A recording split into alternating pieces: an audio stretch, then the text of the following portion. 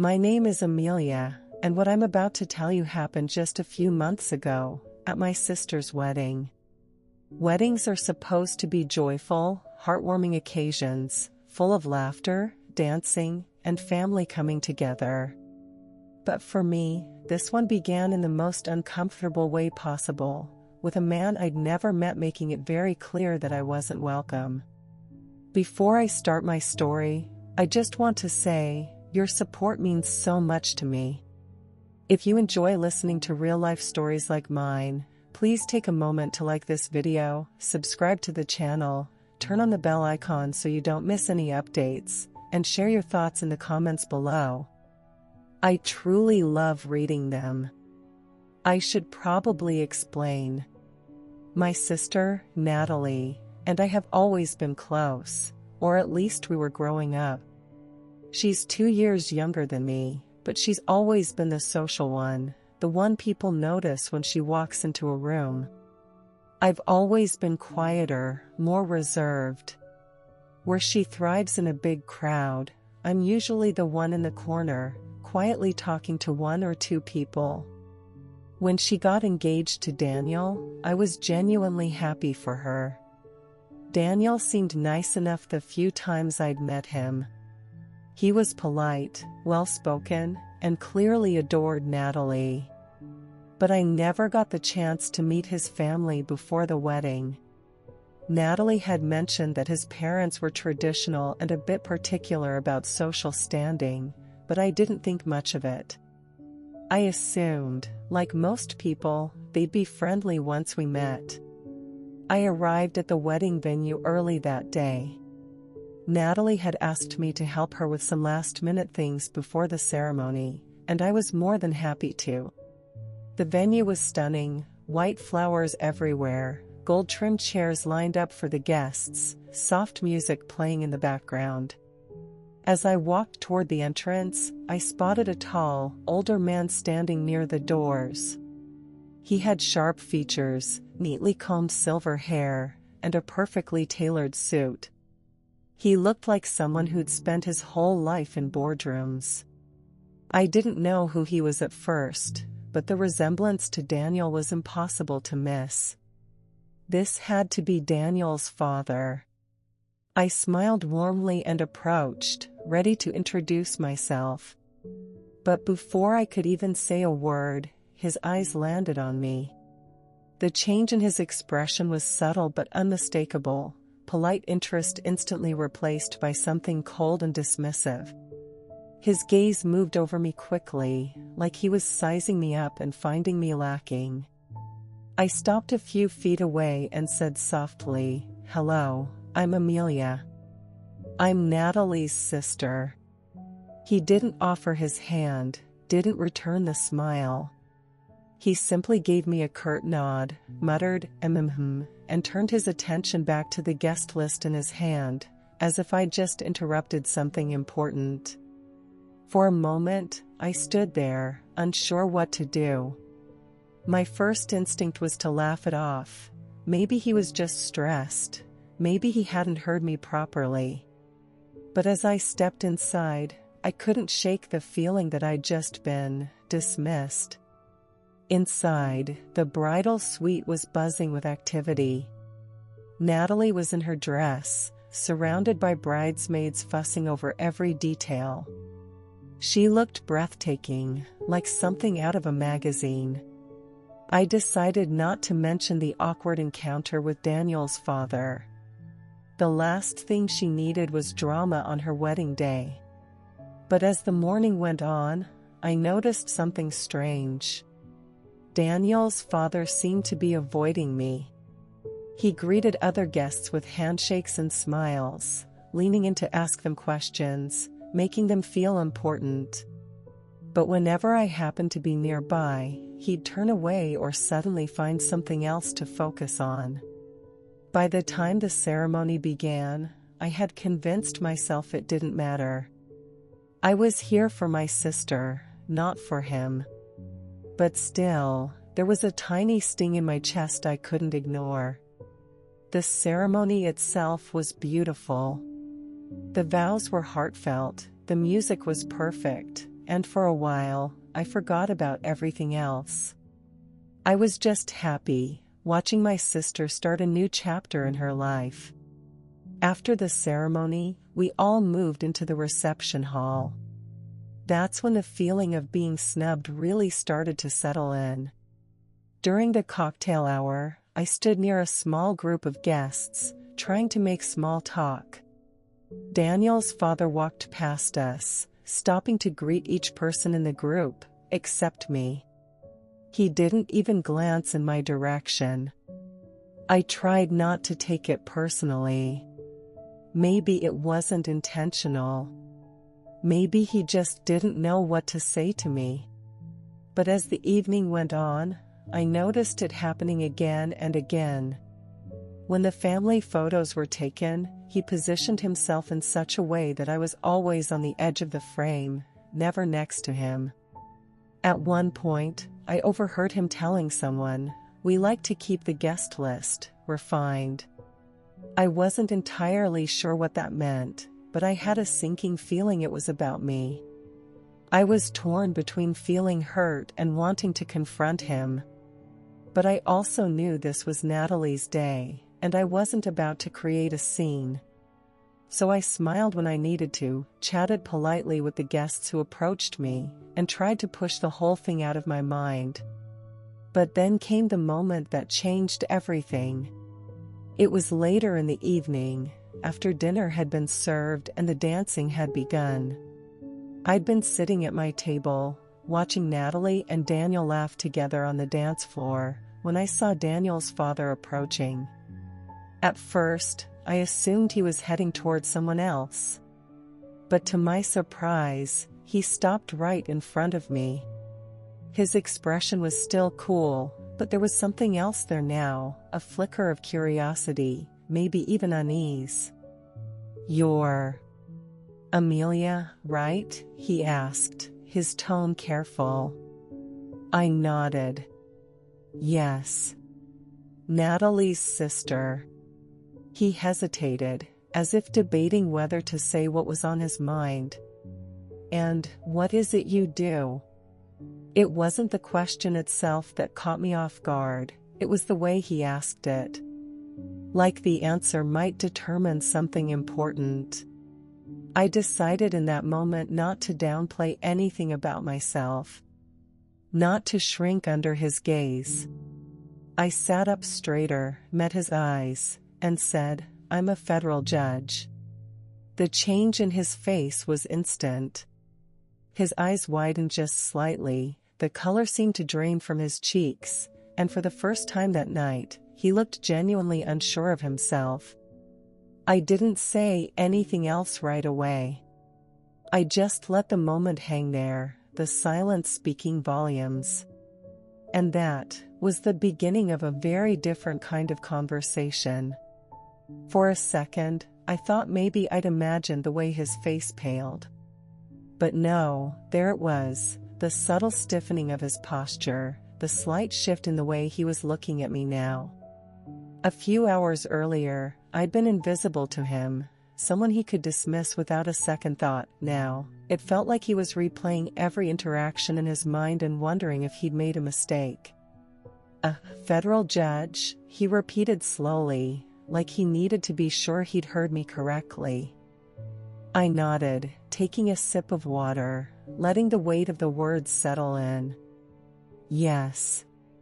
I've been on the bench for about 4 years now. Before that, I spent over a decade as a prosecutor."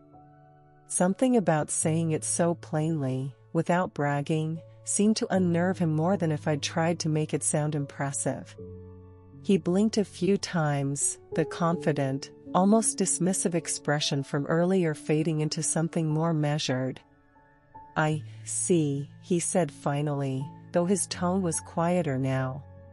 He glanced around the room, as though checking who might have overheard us, and then looked back at me.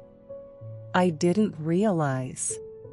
"I'm sure you didn't," I replied softly, not with malice, but with just enough firmness to make the point that I'd noticed his behavior earlier. There was a pause, not awkward, exactly, but loaded.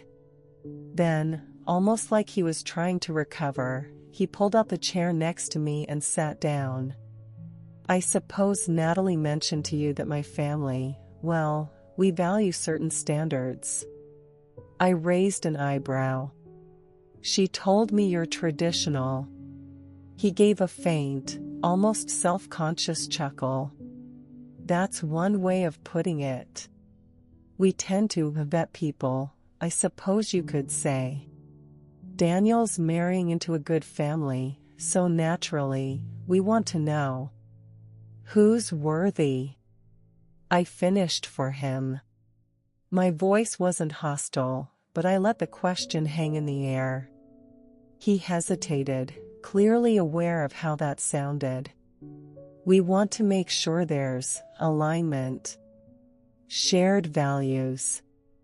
I tilted my head, studying him for a moment. And did you decide I didn't fit? That made him shift in his seat. For the first time, he didn't meet my eyes right away. I may have made an assumption. You made several, I said gently, leaning forward a little. But you don't need to worry. I'm not here to judge you. I came here to support my sister and celebrate her wedding. That's all.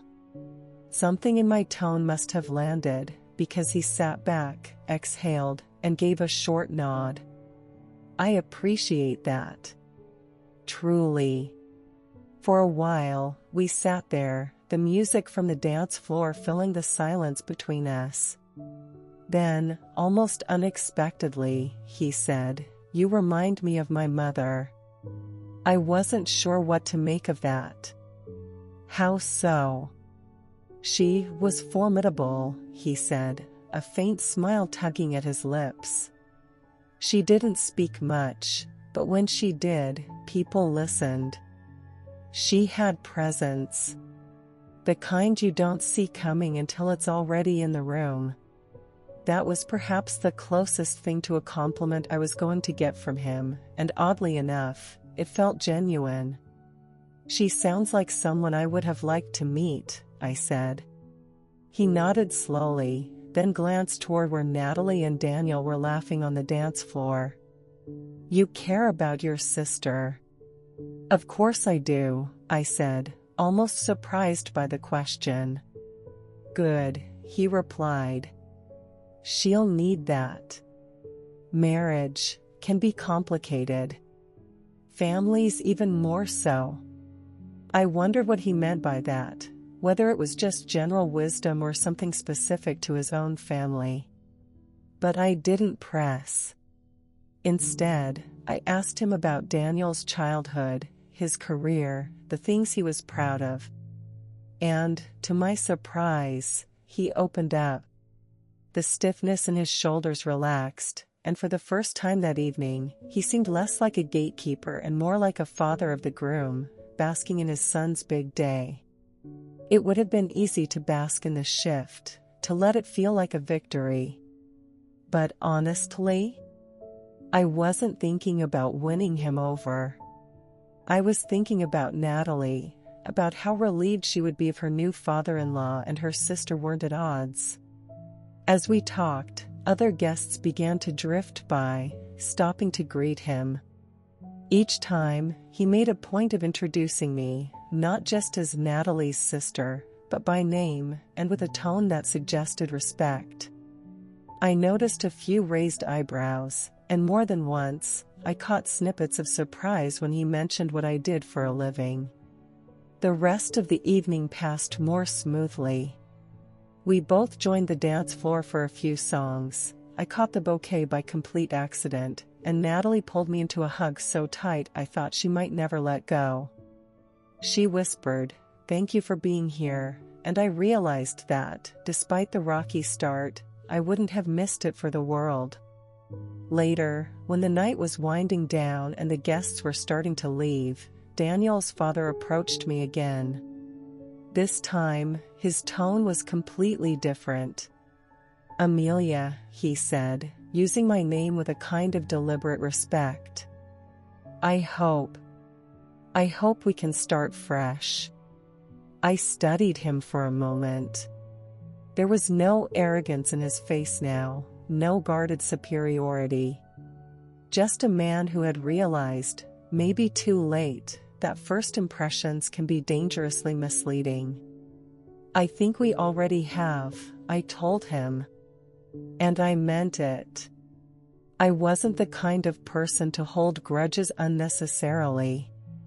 But I also wasn't the kind of person to forget. This moment, and the way it had shifted, was something I'd carry with me for a long time. On my way out of the venue, Natalie caught up with me. "Hey," she said, glancing over her shoulder to make sure we weren't being overheard. "What happened between you and Mr. Everett?" I smiled faintly. "We had a conversation." Her eyes narrowed with curiosity. "About what?" "About presents," I said, keeping it vague. "And about assumptions." Natalie tilted her head. "You're being mysterious."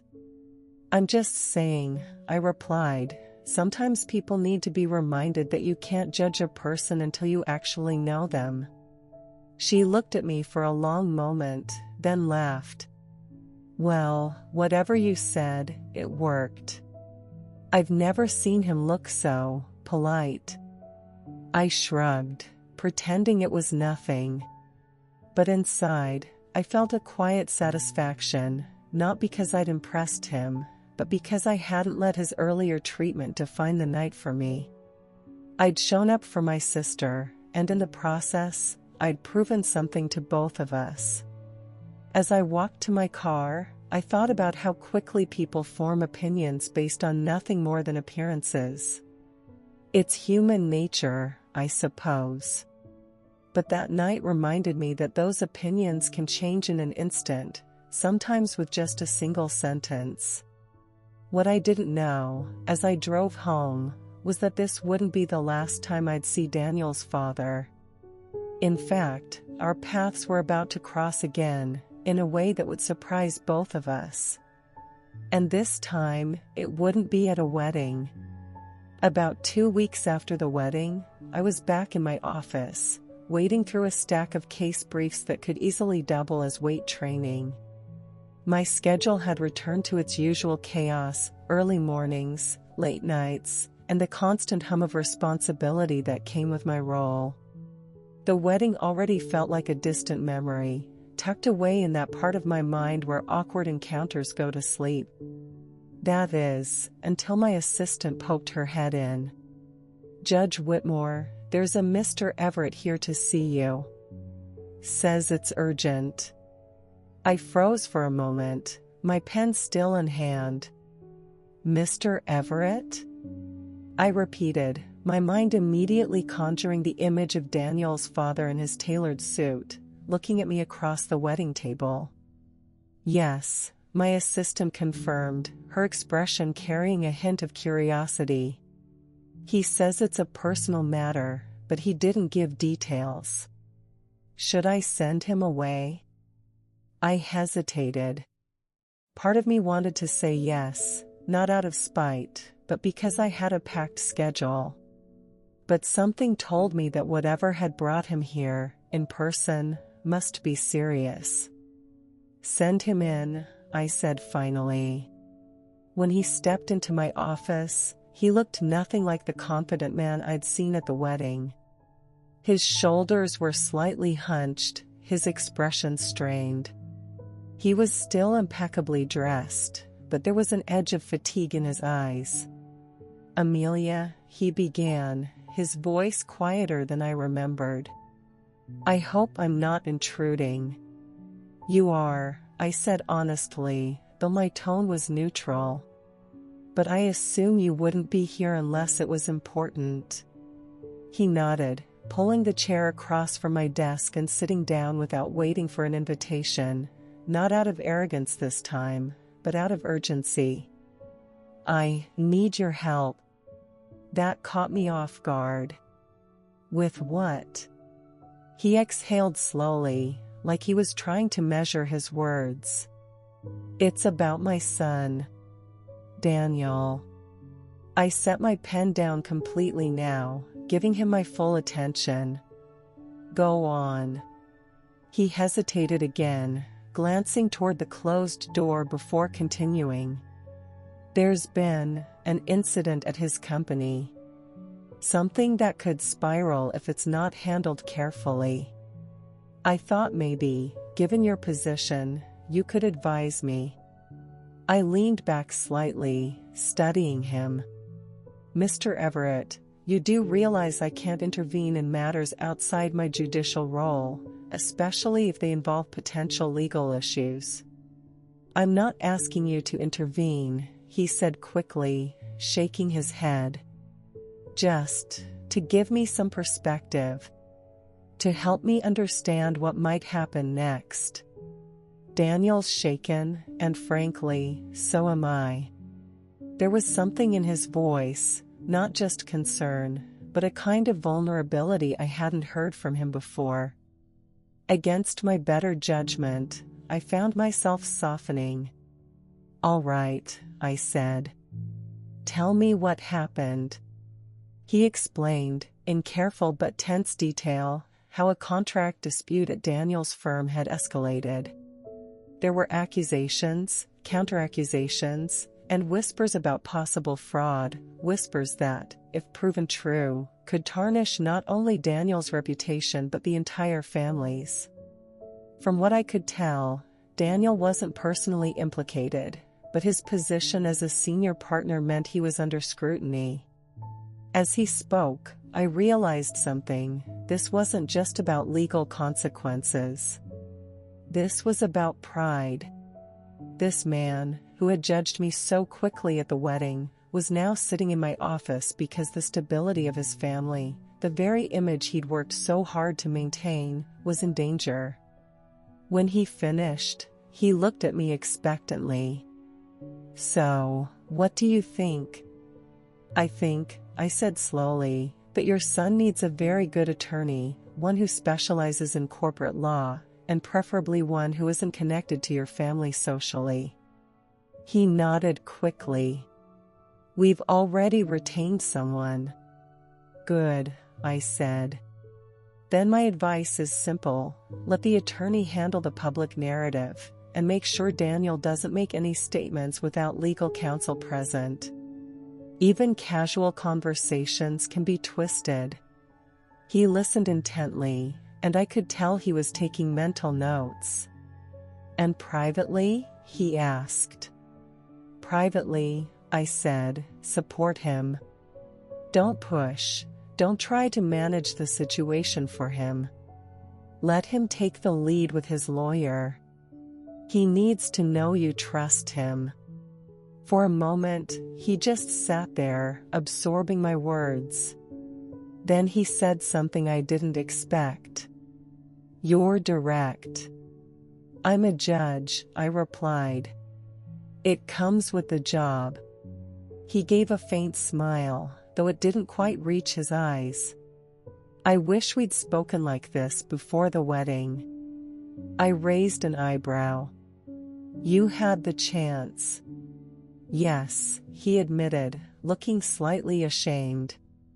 "And I squandered it." We talked a little longer, about strategy, about the importance of discretion, and about the difference between public perception and legal reality. When he finally stood to leave, he paused at the door. "Amelia," he said quietly, "thank you. I know I didn't make a good first impression. But you've shown me more grace than I deserve." I didn't respond right away. Instead, I simply nodded. "Take care of your son." After he left, I sat there for a while, staring at the door. I wasn't entirely sure why his visit affected me the way it did. Maybe it was because it had flipped our dynamic on its head.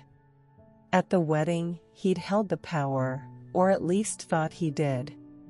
Now, he'd come to me, not as a gatekeeper, but as a father in need.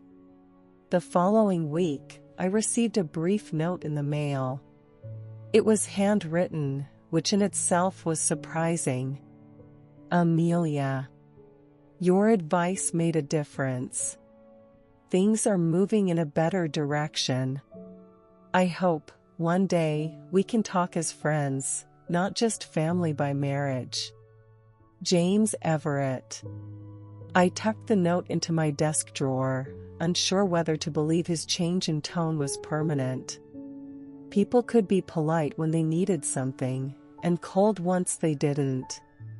But part of me, the part that wanted to see people grow, hoped it was genuine. Life went on, as it always does. My docket stayed full, my days stayed long, and the Everett family slowly faded to the periphery of my thoughts. But fate has a way of looping back around, and it wasn't long before I found myself in a room with James Everett again, under circumstances even more unexpected than before. It happened at a charity gala about 3 months later. I was there as a guest speaker, invited to talk about judicial outreach programs. The room was full of local leaders, donors, and community advocates. I'd just finished my speech and was stepping off the stage when I spotted him across the room. James Everett. This time, when our eyes met, there was no hesitation. He walked straight over, a warm but measured smile on his face. Amelia, he greeted, extending his hand. It's good to see you. And you, I replied, shaking his hand. His grip was firm, but not the performative kind. It felt sincere. I didn't know you were involved with this charity, he said. I've supported it for years, I told him. It's one of the few that manages to make real changes with its funding. He nodded approvingly. Daniel and Natalie are here too. They're by the refreshments. I glanced over and saw my sister laughing with a small group, Daniel standing close by. They looked happy, which was a relief after everything. James hesitated for a second, then said, I wanted to introduce you to someone tonight. Someone I think you'll find interesting. I raised an eyebrow, curious but cautious. And who would that be? He smiled faintly. You'll see. And that's when the night took another turn, one I couldn't have anticipated. He led me through the crowd, weaving between small clusters of people holding wine glasses and engaging in the usual gala small talk. I noticed the way people seemed to step aside when James passed, not in fear, but in acknowledgement. He had that presence, the kind that came from years of influence and social standing. We stopped near a tall man speaking with the charity's director. He was in his mid-50s, with silver hair, kind eyes, and the kind of posture that suggested he'd spent his life balancing authority with approachability. Amelia, James said, placing a hand lightly on my arm, I'd like you to meet Judge Leonard Price. The man turned, his face breaking into a warm smile. Ah, Amelia Whitmore, he said, offering his hand. I've heard your name more than once in the last few months. All good things, I promise. I shook his hand, curious. Well, that's reassuring. Though now I'm wondering who you've been talking to. James here, Judge Price replied with a chuckle, nodding toward him, has told me about the advice you gave his family. And I have to say, I admire how you handled yourself. I blinked, surprised. James had been talking about me to another judge? That wasn't something I'd expected. Before I could respond, James added, Leonard is on the board for a statewide judicial mentorship program. They're looking for new members, specifically, someone who can bridge the gap between courtroom experience and public engagement. Judge Price's eyes lit up. And from what I understand, that's exactly what you've been doing. I glanced between the two men. Are you saying this is more than just a friendly introduction? James smiled faintly. Consider it an opportunity. One you deserve. Something about his tone told me this wasn't just about networking. It felt like a quiet attempt at making amends. The conversation shifted to the program itself, and Judge Price explained how it paired seasoned judges with rising professionals in the legal field. The goal was to strengthen community trust in the judicial system, something I'd always been passionate about. By the time we parted ways, he'd invited me to attend the next board meeting. As James and I stepped aside, I studied him for a moment. You didn't have to do that. I know, he said simply. But I wanted to. It wasn't an apology, not exactly, but it was the closest I'd heard from him. The rest of the evening passed in a blur of conversations and polite smiles. I caught glimpses of my sister and Daniel now and then, but I didn't approach them. Tonight wasn't about family dynamics. It was about seeing James in a different light, and realizing that sometimes people change in small, deliberate steps rather than sweeping gestures. A week later, I attended the mentorship program's board meeting. Judge Price welcomed me warmly, and by the end of the session, I'd agreed to join the board. It was a role that would require time and effort, but it felt meaningful in a way that went beyond professional advancement. Not long after, I found myself working closely with Judge Price and a handful of other members. We organized outreach events, spoke at schools, and developed resources for young lawyers. Every so often, I'd see James at related functions, and our interactions became more cordial, even friendly. It was strange, thinking back to that wedding day, how tense and awkward it had been, how sure I'd been that James Everett and I would never see eye to eye. And yet here we were, building something that resembled mutual respect. But as life often proves, even when you think you've reached a point of understanding, something can come along to test it. It was early spring when I got the call. Amelia, it's Daniel, the voice on the other end said. He sounded tense, almost panicked. I need to talk to you. Privately. I sat back in my chair, already sensing trouble. What's going on? I can't explain over the phone, he said quickly. Can we meet? Tonight? Against my better judgment, I agreed. We met at a quiet coffee shop just outside the city. When he arrived, he looked exhausted, eyes shadowed, jaw tight. Thank you for coming, he said, sliding into the seat across from me. Daniel, you're starting to worry me, I told him. What's this about? He glanced around before lowering his voice. It's about the company again. Things aren't as resolved as Dad thinks. There's someone inside who's been feeding information to the opposition. And I think I know who it is. I raised an eyebrow. And you're telling me because I can't go to my father yet, he admitted. He's been under so much stress, and if I'm wrong, it'll cause unnecessary chaos. But if I'm right, he trailed off, running a hand through his hair. I leaned forward slightly. Daniel, I can't get directly involved in this. You know that. I'm not asking you to, he said quickly. I just need your opinion. I've seen enough court cases to know you've dealt with situations like this. How do I find proof without tipping off the person responsible? I studied him for a moment. This wasn't the entitled man I'd first met through my sister. This was someone genuinely grappling with a moral and professional dilemma. "You need to be careful," I said finally.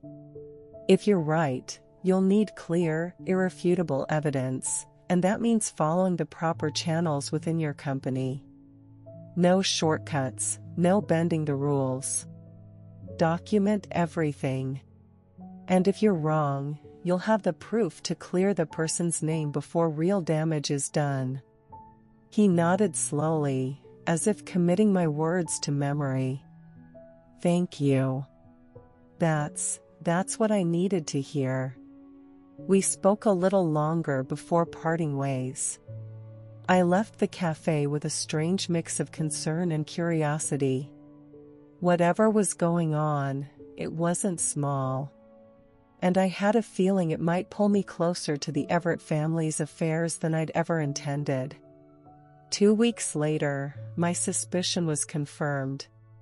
I was in my chambers when my phone buzzed with a message from James Everett. It was short and to the point. "Can you meet? It's urgent. Please." When I arrived at his office, he was pacing by the window, his usual calm replaced by visible agitation.